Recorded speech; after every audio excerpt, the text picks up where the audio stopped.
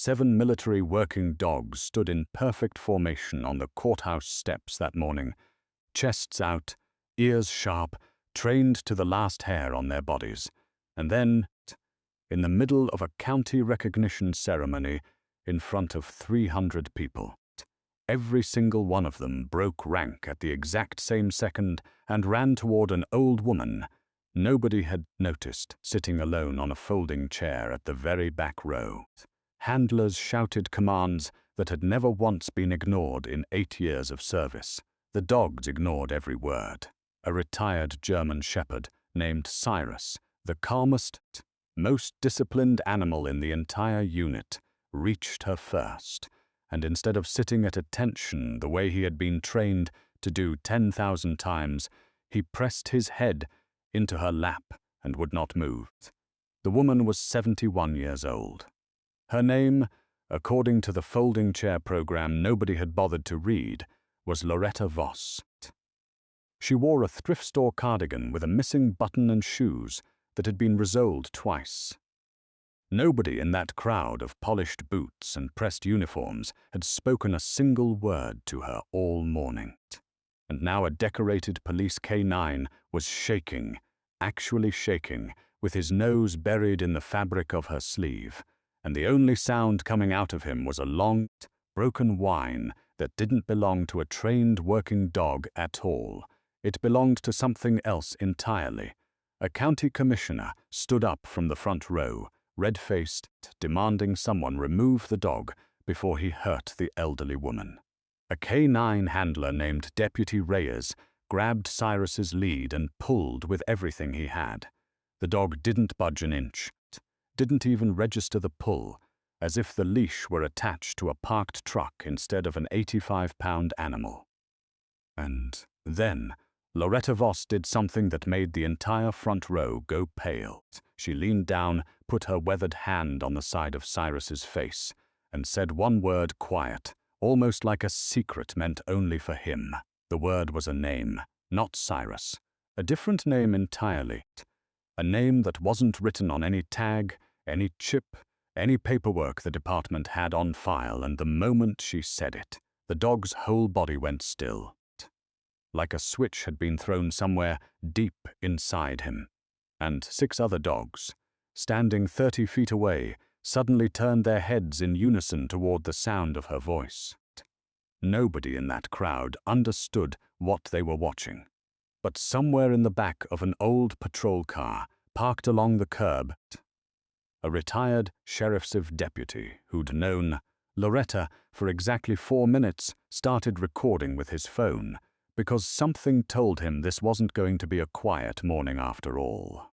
To understand why a woman nobody bothered to greet could bring an entire K9 unit to its knees, you have to go back almost 2 years to a town called Pine Hollow, tucked into the hills of eastern Tennessee, where Loretta Voss lived alone in a narrow clapboard house at the end of Mercer Lane with peeling white paint and a porch swing that hadn't been oiled since her husband passed. She had been a widow for 6 years.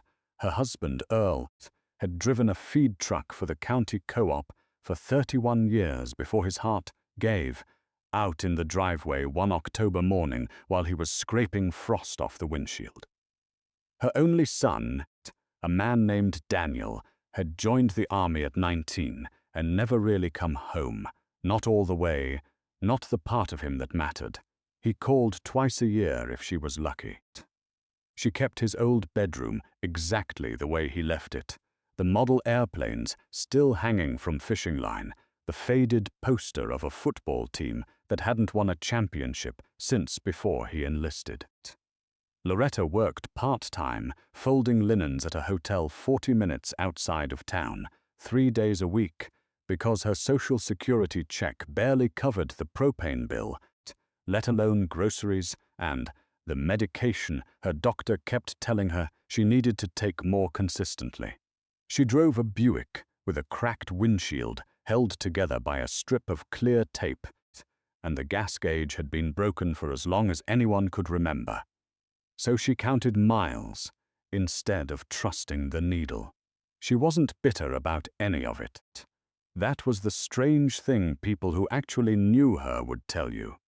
She had this way of speaking softly, almost apologetically, as if she were afraid of taking up more space in the world than she deserved.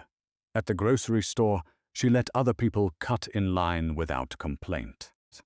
At church, she sat in the same back pew every single Sunday, the one nearest the door, as though she were prepared to leave quickly if anyone needed the seat more than she did. But there was something about Loretta that the town had forgotten, something buried so far back in the records that even the younger deputies at the county sheriff's office had no idea it existed. 26 years earlier, before Earl, before Daniel, before the porch swing went quiet, Loretta Voss had spent 4 years working as a military dog handler stationed overseas, training and deploying alongside German shepherds in a program that very few people outside of certain classified circles ever heard about. She didn't talk about it, not because she was sworn to secrecy in any dramatic sense, but because the people she came home to never asked, and after enough years of nobody asking, a person learns to stop offering. She folded that chapter of her life the way she folded the hotel linens, careful, precise, and out of sight in a drawer nobody opened.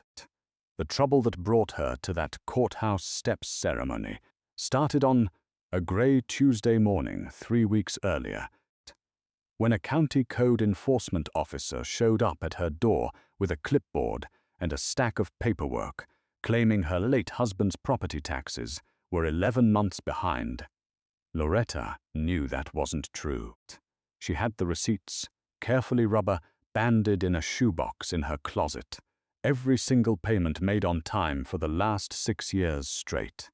But the man on her porch, a young clerk named Russell Tate, who had only been in the position for 4 months and clearly enjoyed the small authority it gave him, wasn't interested in receipts.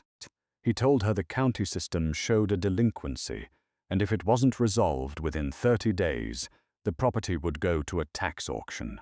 Loretta tried to explain. He cut her off twice. He told her, in a tone she would replay in her mind for weeks afterward, that maybe if she'd kept better records, this wouldn't be happening to her. Like she was a careless old woman, instead of a person being failed by a broken filing system, word got around town the way it always does in small places, mutated and twisted with every retelling, until half of Pine Hollow believed Loretta Voss had been dodging her taxes for years, and the other half simply didn't care enough to ask questions. At the diner on Main Street, 2 women at the counter speculated loud enough for her to hear from 2 booths away about how some folks just expect everyone else to clean up their messes. At the pharmacy, the new manager started asking her for ID every single time she picked up a prescription, even though she'd been a customer there for 11 years, and everybody else in line got waved through without a glance. It wasn't cruelty exactly. It was something quieter and somehow worse, the particular kind of disrespect reserved for people the world has decided don't matter enough to bother understanding. And through every bit of it, Loretta kept her head down, kept folding linens 3 days a week, kept feeding the stray cat that showed up on her porch every evening like clockwork, kept attending the same back pew at church. She didn't fight back. She didn't even seem to expect anyone to fight back for her. That was, until the county decided to hold its annual Heroes and Honor ceremony on the courthouse steps, a yearly event recognizing law enforcement, veterans, and the sheriff's canine unit, and a well-meaning but slightly clueless events coordinator named Patty. Williams invited every senior citizen in the county to attend as honored community guests, including, almost as an afterthought, scribbled onto a mailing list, the widow of a long-time local taxpayer named Earl Voss. Loretta almost didn't go. She stood in front of her closet for 20 minutes, deciding whether the effort was even worth it? Whether anyone there would notice if she came or didn't? Whether the cardigan with the missing button would embarrass her in front of people who'd clearly think less of her anyway? But something pulled her out the door that morning. Some quiet, stubborn thread of dignity that refused to disappear completely, no matter how many small humiliations the world stacked on top of it. She drove the Buick the 40 minutes into the county seat, parked 3 blocks away because the closer lots were full of patrol cars and television vans, and walked alone into a crowd of people who would spend the next hour completely unaware that the most consequential person on those courthouse steps was the one sitting by herself in the back row. The ceremony began the way these things always do: a color guard, a recitation of the pledge, a county commissioner reading from prepared remarks about courage and community. Then came the K9 unit. 7 dogs led out in formation by their handlers, each one wearing a service vest decorated with small embroidered patches representing years on duty, drug interdiction fines, search and rescue deployments, community outreach hours. The crowd applauded the way crowds do, polite and a little distracted, phones held up for photos. Deputy Reyes, a sturdy man in his late 30s, who had handled Cyrus for almost 5 years, walked the German Shepherd through a short demonstration of basic obedience: heel, sit, stay, the dog moving with the crisp precision of an animal that had spent a decade being exactly as good as he was trained to be. And then, without warning, without a single command given, Cyrus turned his head toward the back row. His ears went forward. His whole body shifted, weight rocking onto his front paws, the way a sprinter leans before a starting gun. Deputy Reyes felt the lead tighten in his hand and assumed, for half a second, that the dog had caught the scent of food somewhere in the crowd, a common enough distraction even for well-trained animals. He gave the correction command, low and firm, the one that had worked every single time before. Cyrus didn't even flinch. The dog bolted, dragging Reyes 2 full steps forward before the deputy planted his boots and yanked back with both hands, and even then the German Shepherd kept pulling, kept straining. His nose pointed like an arrow at an elderly woman in a thrift store cardigan who had not moved from her folding chair, who had no idea, not yet, that the next 30 seconds were about to unravel everything Pine Hollow thought it understood about her. 300 people went silent at once, the strange collective hush that falls over a crowd right before something happens that nobody can quite explain. Reyes lost his grip on the lead entirely, and Cyrus closed the distance in seconds.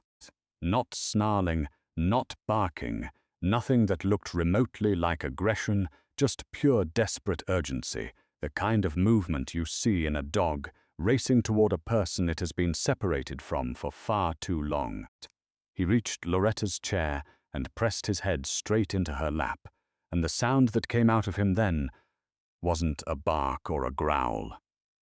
It was something closer to crying, a long, shuddering whine that made several people in the front rows actually gasp out loud. Loretta's hands began to shake. She looked down at the dog in her lap, at the gray flecking through his muzzle, at the small white scar above his left eye that she would later say she recognized before she even let herself believe it, and her breath caught somewhere deep in her chest. What happened next was the part nobody could explain for the rest of the day. Cyrus wasn't the only dog who reacted. The other 6 German Shepherds, still in their formation 30 feet away, every one of them trained by different handlers, none of them previously acquainted with Loretta Voss in any official record the department had on file, began to whine in unison, ears pinned, tails low, straining against their own leads with the same restless desperation. Handlers shouted commands up and down the line. Sit, stay, heel. Nothing worked. It was as though some signal had passed between the animals that no human in that crowd could hear. An old current running underneath everything, and every dog on those steps was responding to it at the exact same moment. A young deputy named Officer Pratt, barely 2 years into the job, leaned toward his sergeant and asked the question that was now sitting heavy in everyone's chest. "What is happening right now?" The sergeant didn't answer. He was too busy staring at the woman on the folding chair, at the way she had wrapped both arms around the dog's neck, like she was afraid he might disappear if she let go, at the tears running freely down her face, though she made no sound at all. The county commissioner, a heavy-set man named Brad Calloway, who had spent the entire ceremony checking his watch and clearly viewed the whole event as a box to check before lunch, stood up sharply and demanded the dog be removed before, in his words, somebody gets hurt. Deputy Reyes moved forward to grab the lead again, but his sergeant put a hand on his chest and held him back, his eyes still fixed on the strange, raw tenderness unfolding in front of 300 confused spectators. Something told him this wasn't a malfunction. Something told him this was the opposite of a malfunction. This was a dog, finally, after years of waiting, getting something back. Loretta leaned down, her lips close to the dog's ear, and the entire front row, every reporter, every uniformed officer, every commissioner who had been ready to call this an embarrassing breach of protocol, went absolutely silent, trying to hear what she said. The word that came out of her mouth wasn't Cyrus, it was Ranger. The dog's entire body locked rigid the second the word left her lips, like a current had run straight through him. His head snapped up. His eyes found hers and held them, unblinking, the way only a dog who has heard a name from a voice he thought he'd never hear again will hold a person's gaze. And then, almost as if summoned by the same invisible thread, the other 6 German shepherds 30 feet away, every single one straining against their leads, all turned their heads at once toward the sound of that single syllable. Handlers stood frozen, lead straps slack in their hands, staring at a scene that broke every rule of training they had ever learned. A retired police sergeant sitting near the front, a man named Walt Higgins, who'd been with the department for 26 years and had seen just about everything a small county could produce, rose slowly from his chair, his face draining of color because he recognized that name. He had heard it once before, decades earlier, buried in an old transfer file he hadn't thought about in years. A name that belonged to a military working dog program shut down so long ago that almost nobody currently serving had any memory it ever existed. He turned to the deputy beside him and said the words that would echo through the entire county by sundown. "That name is classified. Nobody outside the original handling unit should know that name. So how does she know it?" Nobody had an answer, not yet.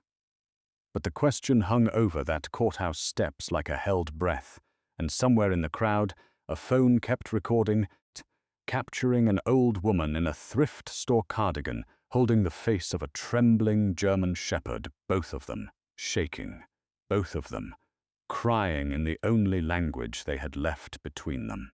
The ceremony didn't end. It simply stopped functioning as a ceremony and became something else entirely, an unscheduled, unscripted unraveling that nobody in charge knew how to handle.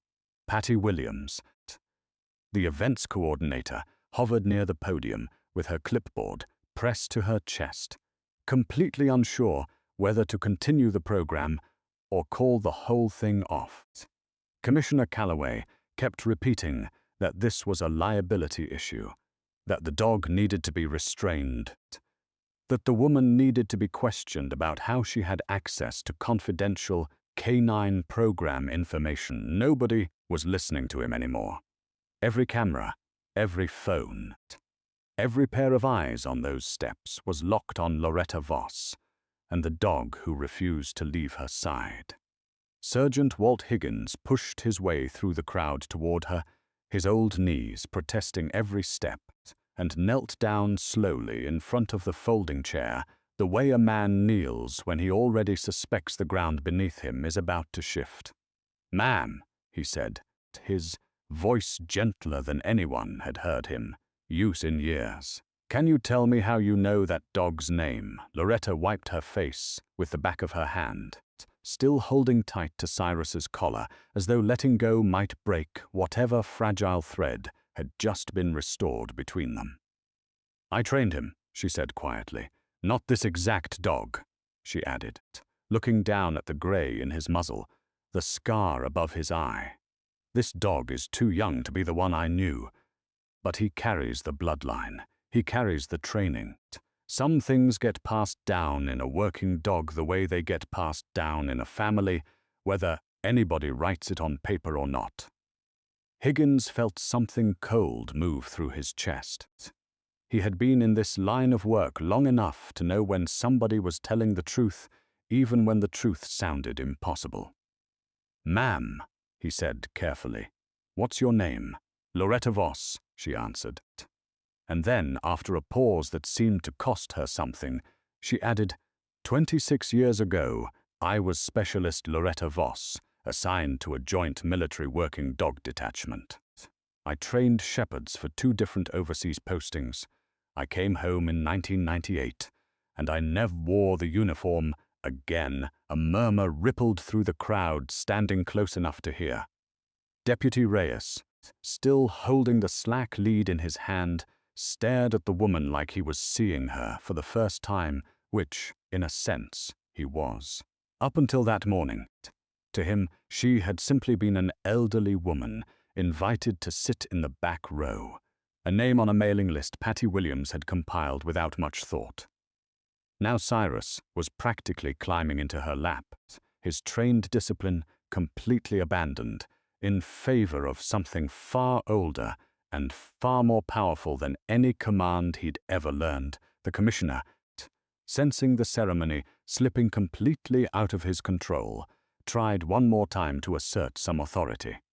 "This is all very touching," he said, his voice tight with impatience, "but we have protocols.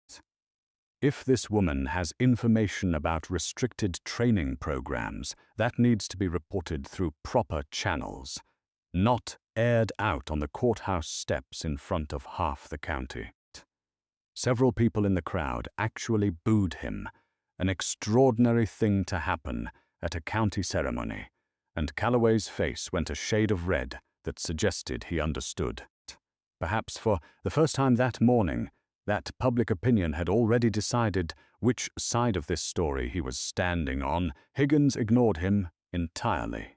"Ma'am," he said to Loretta, "would you be willing to tell us more about that program? I think there might be some things in our records that connect to what you're describing, and frankly, I think we owe you an explanation just as much as you might owe us one." Loretta hesitated.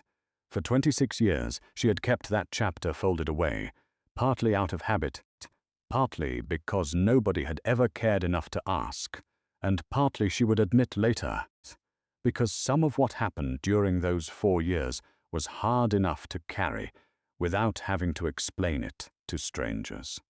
But Cyrus was leaning his full weight against her leg now, calm for the first time since he'd broken formation, and something about that steady warmth gave her the courage to keep talking. "I was paired with a shepherd named Ranger during my second posting," she said.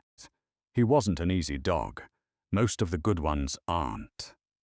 He'd already been through one handler who couldn't manage him, and the program was 2 days away from reclassifying him as unfit for continued service when they put him with me instead, mostly because nobody else wanted the assignment.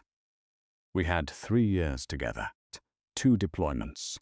I won't go into details about what those deployments involved, but I will tell you that Dog pulled me out of a situation that should have ended my life, and I spent the better part of those years making sure nothing ever happened to him that I could have prevented.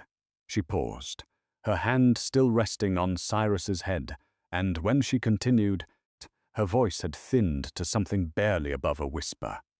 When my enlistment ended, I had to leave him behind. That was the policy back then. The dogs belonged to the program, not the handler, no matter what you'd been through together. I wrote letters for 2 years, trying to find out what happened to him. Eventually the letters stopped getting answered, and I told myself that was that. I came home, I got married, I raised a son, and I never told a single soul in this town what those 4 years had been, because it felt like talking about it would make losing him hurt all over again. By now, half the crowd had drifted closer, abandoning their folding chairs entirely, drawn in by something that felt far more important than the recognition ceremony they'd originally come to watch. A local news reporter who had been assigned to cover a routine community event was now speaking urgently into her phone, telling her producer this story had just turned into something else entirely. And somewhere in the gathered crowd, an older man in a faded army veteran's cap, standing near the edge of the steps, had gone completely still, his eyes fixed on Loretta with an expression that looked almost like recognition. What do you think Cyrus recognized first that morning? Was it her voice, carrying some echo of a tone he'd never consciously heard, but somehow still understood? Was it a scent buried so deep in his training that 26 years and an entirely different dog's body couldn't erase it? Or was it something even harder to explain? Something passed down through generations of working dogs, the same way a family passes down the shape of a face or the sound of a laugh. Let us know what you think before the answer comes, because what happened next would convince even the most skeptical person on those courthouse steps that some bonds simply refuse to stay buried. Sergeant Higgins excused himself and disappeared into the courthouse, returning 12 minutes later with a thin manila folder that looked like it had been pulled from the very back of a filing cabinet nobody had opened in years.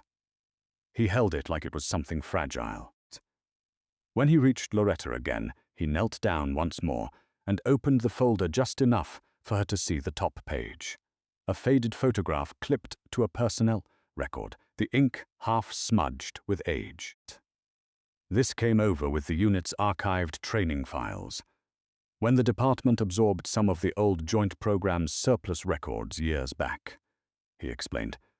Most of it never even got properly filed. But there's a name on this folder that matches what you just told me, and I think you need to see it before we go any further. Loretta took the folder with trembling hands. The photograph inside showed a much younger woman in uniform, her hair pulled back tight, kneeling beside a German shepherd with dark, intelligent eyes and a build that any trained handler would recognize as exceptional. Beneath the photograph, in typed military shorthand, was a single line that made Loretta's breath catch in her throat all over again. Handler, Voss, L. Canine, Ranger. Sire line documented for breeding program continuation. File number cross-referenced to subsequent litters. See attached. She flipped to the next page with hands that wouldn't quite stay steady, and there it was. A breeding record nobody in this room had any reason to know existed, showing that Ranger, her Ranger, had fathered 2 litters before his eventual retirement. Litters that had gone on to produce working dogs placed with several different departments across 3 states over the following 2 decades. And there, near the bottom of a long list of names and placement records, was an entry that made Sergeant Higgins exhale like he'd been holding his breath the entire time he watched her read. Cyrus, the entry read. 3rd generation, placed with County Sheriff's Department, year of service beginning 8 years prior. The dog leaning against Loretta's leg wasn't her Ranger. He had never met Ranger, never could have. separated by more than 2 decades and an ocean of time neither of them had any say over. But the genetic thread connecting them ran straight and unbroken, generation to generation, the same intensity, the same loyalty, the same particular bloodline that had been bred specifically because Ranger himself had proven all those years ago what an exceptional working dog he truly was. And whatever lives in a dog's blood, whatever passes silently down through fathers and sons that no training manual can fully explain, had apparently been enough to make Cyrus break formation. The second Loretta Voss walked anywhere near him, as though some ancient instinct recognized the hand that had shaped the very foundation he was built from. Higgins looked up from the folder, his expression caught somewhere between disbelief and something close to awe. "Ma'am," he said slowly, "I don't think this dog has ever met you before today. I think he recognized something in you that's been sitting in his blood since before he was born." A hush fell over the crowd as word of what was in that folder began passing person to person, the way news does in a crowd too large to hear directly, but desperate enough to understand what just happened. Commissioner Calloway, who had spent the last several minutes trying to regain some authority over a ceremony that had completely escaped his control, made one final attempt, stepping forward and announcing loudly that the department would need to verify all of this through proper administrative channels before anyone drew conclusions. Nobody in that crowd cared. They had already drawn their conclusions. Watching an elderly widow, nobody had bothered to greet that morning, hold the face of a trembling police dog as if she'd been waiting 26 years for exactly this moment. And then the older man in the faded army veteran's cap, the one who had been standing motionless at the edge of the crowd since Loretta first started speaking, finally moved. He walked forward slowly, deliberately, the careful gait of a man whose knees had carried him through more difficult ground than a courthouse lawn. The crowd parted instinctively the way crowds do for someone carrying unmistakable authority, even in civilian clothes, even decades removed from active service. He stopped in front of Loretta's chair, looked down at her, and then at the dog, still pressed against her leg, and something in his face cracked open in a way that suggested he was looking at more than just an old woman and a German shepherd. "I served 11 years in special operations before I retired," he said, his voice low and rough, carrying easily across the now silent steps. "Spent 4 of those years working alongside canine handlers in conditions most people in this county couldn't begin to imagine. I came here today because my granddaughter is one of the new deputies graduating into the K9 unit next year, and I figured I'd watch her get her assignment announced." He paused, his eyes never leaving Loretta's face. "I didn't expect to watch a ghost walk back into the light instead." He knelt down beside her, slow and deliberate, until he was at eye level with both the woman and the dog, and then he reached out, not toward Loretta, but toward Cyrus, resting his weathered hand gently on the side of the dog's head, the way a man greets someone he respects deeply. "I knew a handler once who trained the finest detection and protection dog I ever had the privilege of working a perimeter with," he said quietly. "Lost touch with her after she rotated out. Always wondered what happened to her. Always wondered if she knew what that dog of hers went on to become, what he passed down, how many lives got saved over the years because of work she did that nobody outside a few classified files ever got to thank her for."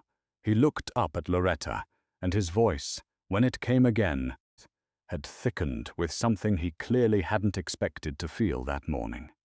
"My name is Frank Delgado," he said.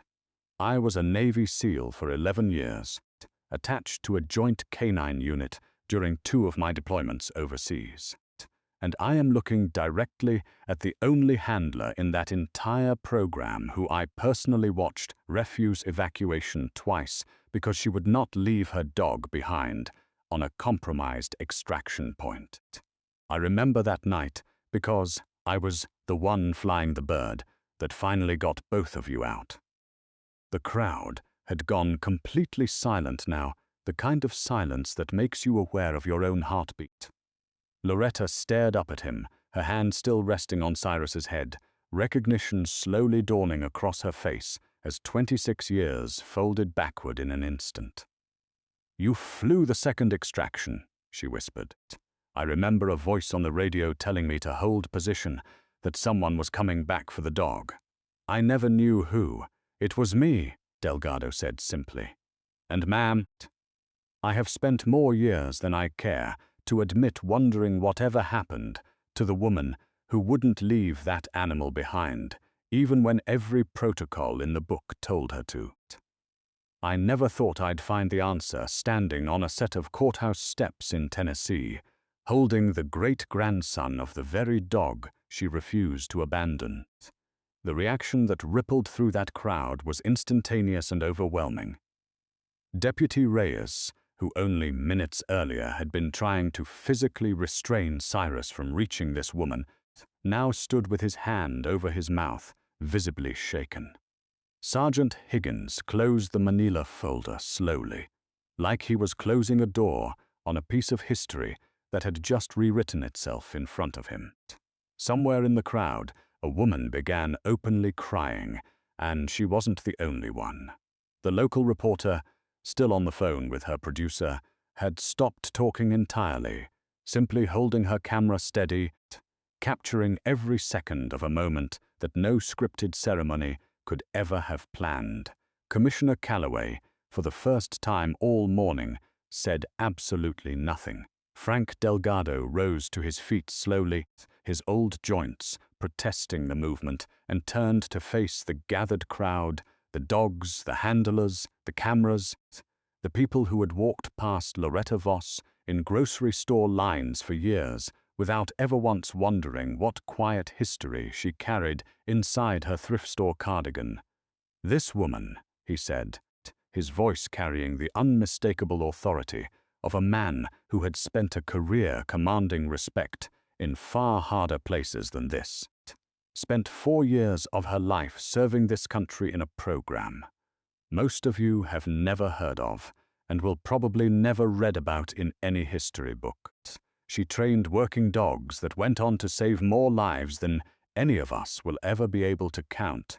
Lives of soldiers, lives of handlers, lives of civilians, caught in places where a dog's nose was the only thing standing between safety and disaster. She did it without recognition. She did it without a parade. And she came home to a town that, as far as I can tell this morning, never once thought to ask her what she'd given up to keep the rest of us safe. He turned back to Loretta and his voice softened. "Ma'am, on behalf of every soldier and handler who ever benefited from the work you did, and on behalf of every dog whose bloodline traces back to the animal you refused to abandon, I think this county owes you considerably more than a folding chair in the back row.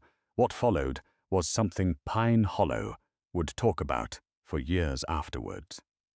Sergeant Higgins, without waiting for Commissioner Calloway's permission, walked to the podium himself and announced that the remainder of the ceremony would be dedicated entirely to Specialist Loretta Voss. The K-9 unit, every single dog, including Cyrus, was brought forward and seated in a careful line directly facing her chair, an honor formation no training manual had ever prescribed, but that every handler present understood instinctively was exactly right. Deputy Reyes, his eyes still red, knelt down and clipped a small ceremonial medal, one originally intended for a different recipient that morning, onto Cyrus's vest, and then, with the sergeant's quiet nod of approval, unclipped it and pinned a matching one directly onto Loretta's cardigan. Instead, missing button and all, the crowd, the entire crowd, 300 people who had walked past her all morning without a second glance rose to their feet and gave her a standing ovation that went on long enough to make her cover her face with both hands, overwhelmed in a way she clearly hadn't experienced in longer than she could remember. Frank Delgado stood at attention beside her chair and offered a slow, deliberate salute, the kind reserved for people who had earned it decades ago and simply never been around to receive it. Several other veterans in the crowd, men who had been standing quietly at the edges all morning, stepped forward one by one and did the same until a row of weathered hands rose in salute toward a woman who, an hour earlier, nobody in that crowd could have picked out of a lineup. Commissioner Calloway, visibly humbled, approached afterward and offered a stiff, awkward apology, promising publicly that the property tax matter would be corrected by the end of the week and that the clerk responsible would be retrained on proper customer courtesy. Loretta accepted the apology with the same quiet grace she'd carried through every small humiliation that had been stacked on top of her over the previous weeks. Though more than one person noticed she didn't quite meet his eyes when she did. Cyrus never left her side for the rest of the ceremony. When it finally ended, when the crowd began to disperse and the folding chairs were stacked back into the courthouse storage room, Deputy Reyes approached Loretta with something unspoken sitting heavy on his face. "Ma'am," he said carefully, "I know this is unusual, and I know there's paperwork and protocol involved, but the department has a retirement and adoption program for working dogs once they age out of active duty. Cyrus has about a year left before that conversation comes up anyway." He paused, glancing down at the dog, still leaning his full weight against Loretta's leg, as though he had no intention of ever moving again. "I think we both know who that conversation should be with." Loretta looked down at Cyrus, at the gray flecking his muzzle, at the small scar above his eye that mirrored a scar she remembered on a different dog from a different lifetime, and felt something inside her chest loosen for the first time in years. "I would be honored," she said quietly. "It took 11 months for the paperwork to clear. 11 months during which Cyrus finished out his final assignments with the same steady discipline he'd always shown." Though Deputy Reyes would bitterly admit the dog seemed lighter, somehow, as if some old weight had been lifted, the day he found a woman whose blood had quite literally helped shape who he was. When the retirement ceremony finally came, smaller and quieter than the chaos of that first courthouse morning, Frank Delgado drove 3 hours to attend. Standing beside Sergeant Higgins as the department formally transferred Cyrus into Loretta Voss's care, missing button cardigan replaced now by a simple navy sweater. Someone from the church sewing circle had knitted her as a gift once her story made its way through the congregation. She drove him home in the same Buick with the cracked windshield, the gas gauge still broken, counting miles instead of trusting the needle. Except now there was an 85-pound German Shepherd sitting in the passenger seat, where nobody had sat in longer than she cared to admit.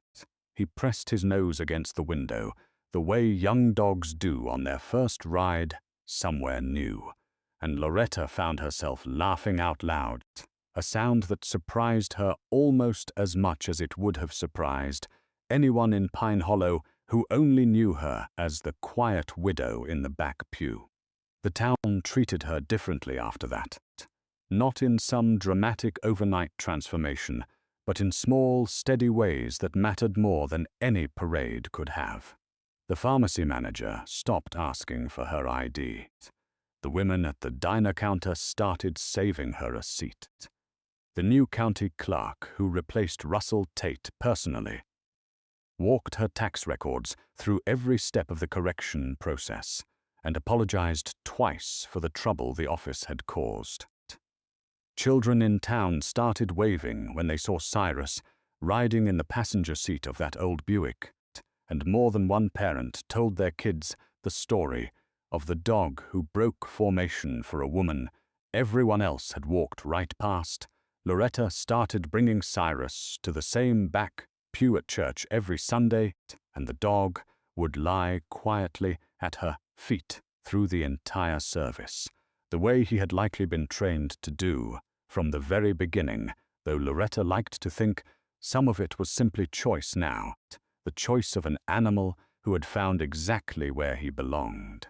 In the evenings, she sat on the porch swing Earl had built decades earlier, finally oiled again after years of silence, with Cyrus stretched out beside her, and sometimes she talked to him about Ranger, about the years overseas she had never told another living soul about, knowing that whatever lived in this dog's blood had probably already heard every word of it before, passed down through some channel deeper than language, deeper than memory itself. Have you ever had a dog you never forgot, one who seemed to understand something about you that even the people closest to you never quite grasped? Have you ever watched an animal recognize a kindness or a history that the rest of the world had overlooked entirely? Loretta Voss spent 26 years believing the most meaningful chapter of her life had simply closed without anyone ever knowing it existed. Until one ordinary morning, on a set of courthouse steps in a town that had stopped truly seeing her, a German shepherd carrying her own history in his blood broke every rule he'd ever been taught just to remind the world that some bonds refuse to stay buried, no matter how many years or how many bloodlines stand between them. She still drives that same Buick with the cracked windshield. She still folds linens 2 days a week now, instead of 3, because Cyrus needs his morning walks, and she has decided, at 71 years old, that some things finally matter more than a paycheck. Frank Delgado calls every few months just to check in, and Sergeant Higgins still stops by the house, occasionally, with department updates, mostly as an excuse, everyone suspects, to scratch Cyrus behind the ears and remind himself what loyalty looks like when it isn't wearing a uniform. And every evening, as the sun drops low over the hills of Pine Hollow, an old woman who spent decades believing nobody would ever ask about her quietest, bravest years sits on a freshly oiled porch swing with a German shepherd's head resting heavy in her lap, both of them finally, fully, and completely home. If this story touched your heart, consider leaving a like so more people can discover stories like this one. Here at Canine Heroes Uncovered, we share stories of loyalty, courage, and unforgettable bonds, and if these stories mean something to you, we would be honored to have you subscribe. Share this story with someone who loves dogs, veterans, or stories of second chances, because somewhere out there is a person who needs the reminder that the quietest people often carry the heaviest, bravest histories. Tell us where you're watching from and say hello in the comments below. And before you go, we want to know, who did this story remind you of? A parent, a grandparent, a dog you never forgot. Do you believe loyalty like this can really survive 26 years and an entire bloodline of dogs who never even met?